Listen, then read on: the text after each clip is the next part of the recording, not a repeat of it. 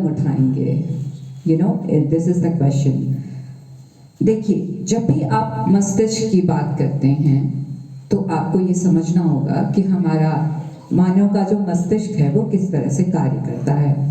मस्तिष्क की कल्पना आते ही कंसंट्रेशन हमारे दिमाग में सबसे पहले आता है, चाहे वो बच्चे हों या वयस्क हो। एक चीज़ जो आमतः पाई गई है वो सब में, कि भूलने की प्रवृत्ति बहुत ही ज़्यादा होती है। और जब भी हम भूलने की बात करते हैं तो हमारे पास फिर दूसरा जवाब आता है कि concentration. Now the question is कि इस प्रोसेस को, you know, forgetting rapidly and improving concentration, not even in children, even we are adults। आपने देखा होगा, सुबह उठ के आप रोज का काम करते हैं, आप बिलों को सेट करते हैं, आप अपनी चीजें रखते हैं, बट आप उस पर ध्यान नहीं देते। आपको अपनी लाइफ में इतना टाइम नहीं मिलता कि विद इन अ सेकेंड आप फोकस कर पाए कि मैंने ये चीज यहाँ रखी है। This is start, this is beginning. आप बच्चों में वो हैबिट डालिए कि वो 2 मिनट का कोई टास्क करें, but it should be very much concentrated। You know, it's not my fault। हमें ऐसा टॉपिक ही मिला था कि हमें भूलने से डील करना है, तो ये बताना जरूरी है कि हमारा मस्तिष्क किस तरह से कार्य करता है। जब वो कंसंट्रेशन करना सीखेगा, जब 2 मिनट की प्रैक्टिस पड़ेगी, वो 3 मिनट में कन्वर्ट होगी, 4 मिनट में कन्वर्ट होगी। और ये कहना बहुत आसान है, ये आप भी ना कर पाएंगे। Just take it as a practical. अगर आपको 2 मिनट तक आंख बंद करने के लिए, बंद करके और एक जगह रहने के लिए कहा जाए, you feel suffocated, you don't feel meditated, right? So this is form. और इसके लिए एज अ टीचर हम नई चीज क्या कर सकते हैं? पीपल सेइंग कि पहले से वो चीजें आ गई हैं, आपके पास खेल है, आपके पास स्पोर्ट्स है, आपके पास कंप्यूटर है, आपके पास सारे रिसोर्सेज का एक्सेसिबल है। But as a human resource आप क्या कर सकते हैं? छोटे एज पे बच्चों को जो है आप योगा इंट्रोड्यूस कराएंगे, not that so called prototype, not that, right? आप उसके इंटेलिजेंस लेवल से उसको इंट्रोड्यूस कराएंगे। स्टार्ट विद द फोकसिंग कि एक बॉल को अगर आप कहीं पे रख रहे हो तो उसे पता होना चाहिए that it should be that, you know.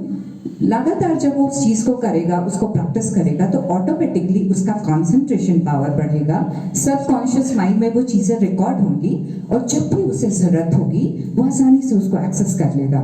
चाहे वो उसके पिता की यादें हों, उसकी माँ की यादें हों, या उसके दैनिक जीवन से कोई भी कार्य। मैं समझती हूँ इतना इनफ है, क्योंकि ना ही मुझ में इतनी एनर्जी है और ना ही आप में। Thank you very much. Okay, ma'am ने तो एक्चुअली बता ही दिया है कि हमारा टॉपिक क्या है, कि पढ़ाई गई चीज़ों को बच्चे ज़्यादा समय तक कैसे याद रख सकेंगे। उसके लिए हम अलग अलग मेथड यूज कर सकते हैं। जैसे सपोज दैट हम क्लास में गए, बच्चे को कोई टॉपिक पढ़ाना है, तो फर्स्ट ऑफ ऑल हम ना एक्टिव होकर बच्चों को एक्टिव करें। हम जो पार्ट पढ़ाना चाहते हैं उस पार्ट का नाम बच्चों से बुलवा लें। जैसे सपोज दैट हमको जल चक्र पढ़ाना है, ठीक है, तो हम ये पूछ सकते हैं, बेटा आज तुम स्कूल आए हो, कैसे आए हो? तो बच्चा खुद ना खुद बताएगा ही, साइकिल से आए हैं, पैदल आए हैं, जैसे आए। तो रास्ते में तुमने क्या क्या देखा? तो बच्चा अपना आसपास वाला चीज बताएगा, आहट, पोखर, ये कुछ तो बताएगा ही। तो अब पूछ सकते हैं कि बेटा गर्मी के दिन में पानी थोड़ा सा कम है, ऐसे कुछ पूछ सकते हैं। कैसा, मैंने पोखर जो दिख रहा था कैसा दिख रहा था? तो बताएगा ही कि मैम सूख गया। बोलेगा ना कि समर सीजन में मैम सूखने वाला है। तो ऐसा क्यों हो रहा है बेटा? जो बात हम पढ़ाना चाह रहे हैं उनसे ही बुलवाएंगे। लास्ट में जब मेरा टॉपिक आ जाएगा तब हम बोलेंगे चलो आज हम आप लोग को जल चक्र पढ़ा रहे हैं। तो इससे बच्चे एक्टिव होंगे और आपके थोड़ा सोचेंगे कि मैम आज क्या। अब क्लास में जाकर हम ये कहेंगे, पर डे हम लोग को ये सोचना है कि आज हम आए क्लास में तो कुछ देकर जाएंगे। और उसको ऐसा नहीं है, मैं तो कभी क्लास में नहीं करती हूँ कि मैं जो लिखी हूँ बोर्ड से तुम नोट आउट कर लो। मैं यही करती हूँ, बस तुम मेरी बात को सुनो। ऐसा भी नहीं कि मतलब जबरदस्ती है कि सुनो नहीं। मन है पढ़ने का तो पढ़ो। मैं पूछ लेती हूँ पढ़ने का मन है तुम लोग को आज? तो यस मैम, तो मैं फिर क्लास लेती हूँ। अगर नहीं पढ़ने का मन है तो एक्टिविटी के द्वारा उसी पाठ को पढ़ा देती हूँ। जैसे बच्चे चाहते हैं हम लोग को कोशिश करना चाहिए कि बच्चे को उसी ढंग में पढ़ाए। मूवीज देखना है हमको, बहुत सारे ऐसे टॉपिक है। साइंस, मैं मैथ टीचर हूँ, साइंस पढ़ाती हूँ, तो एक्चुअली मैं उसी से रिलेटेड कुछ बताऊंगी। कोई भी टॉपिक है तो हम उसको मूवीज के माध्यम के द्वारा भी बता सकते हैं, रेडियो के द्वारा भी यूज करके बता सकते हैं। जैसे भूकंप पढ़ाना है तो हम पहले उसका, एक्चुअली हम लोग के गांव में तो उतना नहीं है मतलब सुविधा, तभी मेरे स्कूल में प्रोजेक्टर है, तो मैं भूकंप पढ़ाने से पहले 2004 का जो आया था उसको दिखाती हूँ कि बेटा ये क्या है ना, तो बच्चा कुछ ना कुछ तो बोलेगा ही कि मैम घर गिरा है, ये हो रहा है। अभी जस्ट तुर्की में जो हुआ था तब उसको मैं उस टॉपिक से रिलेटेड करके बताती हूँ कि इसको कैसे बचना है, भूकंप आएगा तो कैसे करना है। छुप कर बताती हूँ कि देखो अभी मैं यहाँ छुप रही हूँ तो क्या होगा, तो मैम एक दीवार का जो गिरेगा ना तो आप पे नहीं आएगा, तो बस भूकंप में यही कर लेना है आपको कि भूकंप में आप घर के अंदर हो तो आप ऐसे कर सकते हो, बाहर हो तो उसके लिए भी आप कर सकते हो कि बिजली के खंभे से ऐसे। बहुत सारे टॉपिक है, अभी समय का भी कम है।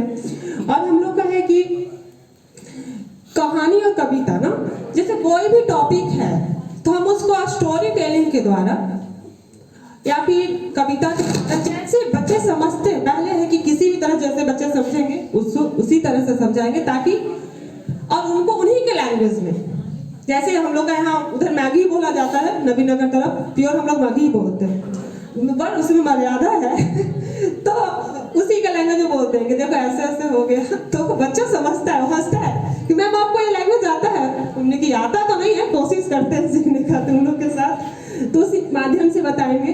और बच्चे के अंदर खोज भी थी ना, बच्चे किसी चीज को सर्च करें ना, जैसे मैम मुझे अभी बताना था शेप्स, बच्चे लोग को शेप्स बताना था।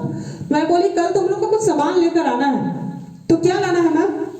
हमने कि तुम्हारे घर में जो टूटा फूटा सामान होगा, जैसे कार्टून लेते आना, बाकी हम उपलब्ध करवा देंगे। तो क्या करना है मैम? हमने कि कल आना।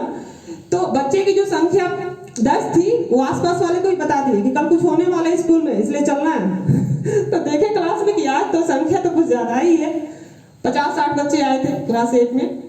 तो मैं उन लोग को जब करके बोर्ड पे यहाँ सामने की तो बताई कि देखो ये स्क्वायर है, जब मैं पूरा बना दी तो यस स्क्वायर है, शेप जो भी है तो उन लोग को करके बताते हैं, तो उनको रटवाना नहीं पड़ता सर, वो खुद जान जाते हैं। कोई भी टॉपिक है बता देंगे कि बेटा इसको ऐसे करना है, बच्चे खुद ही कर लेते हैं। और है यहाँ पर बच्चे को लीडरशिप देकर, जैसे कोई भी पाठ है तो हम उसको लीडरशिप देकर ही पढ़ा सकते हैं। जैसे क्लास में गए, हमको पता है कि वो बच्चा रुक रुक कर या धीरे बोलता है या कुछ दिक्कत है उसके साथ, क्योंकि आप 6 मंथ बच्चे, एक टीचर को तो बच्चे को जानने में 6 मंथ लगता है, हम लोग उस पीरियड को कंप्लीट कर चुके हैं। तो बच्चे को जब जान लेते हैं तो हमको पता है कि कौन बच्चा क्या कर सकता है।